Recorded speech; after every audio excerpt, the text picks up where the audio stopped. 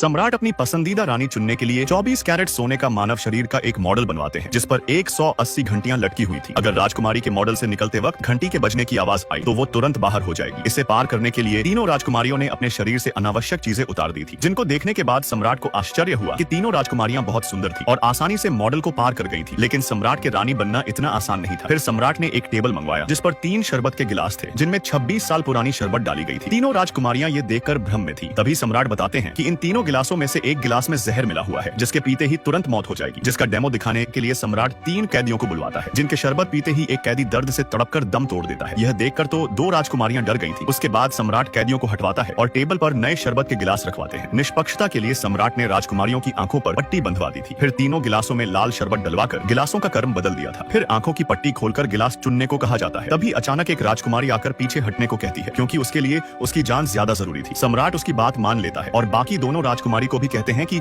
अगर वो भी हटना चाहती है तो वो जा सकती है। लेकिन दोनों राजकुमारियां समझदार थी क्योंकि अब पीछे हटना रानी का पद छोड़ना था, इसलिए वो जारी रखने का फैसला करती है। मिस्र की राजकुमारी ने बिना हिचके एक गिलास उठाकर पी लिया था पर वो बिल्कुल ठीक थी। काहिरा की राजकुमारी घबराई हुई थी क्योंकि 2 गिलासों में से एक में जहर था। वो लंबे समय तक सोचने के बाद एक गिलास उठा लेती है, लेकिन जैसे ही वो गिलास को मुंह के पास लाई तो उसने भी हार मान ली थी। तभी अचानक मिस्र की राजकुमारी दूसरा गिलास उठाकर सबके सामने उसे भी पी जाती है, जिसे देख सब सोचने लगे थे कि वो पागल हो गई है। लेकिन तभी उसने तीसरा गिलास भी एक सांस में पी लिया था। अजीब बात यह थी कि मिस्र की राजकुमारी बिल्कुल ठीक थी। दरअसल सम्राट ने शरबत में कुछ नहीं मिलाया था। यह सब एक साहसी रानी बनने की परीक्षा थी जिसमें मिस्र की राजकुमारी पास हो जाती है और अंत में अपनी सुंदरता और साहस से रानी बनने का पद जीत लेती है। एक रहस्यमय मुखौटा पहना आदमी जमीन पर एक नीले रंग की लाइन खींचता है जिसके अगले पल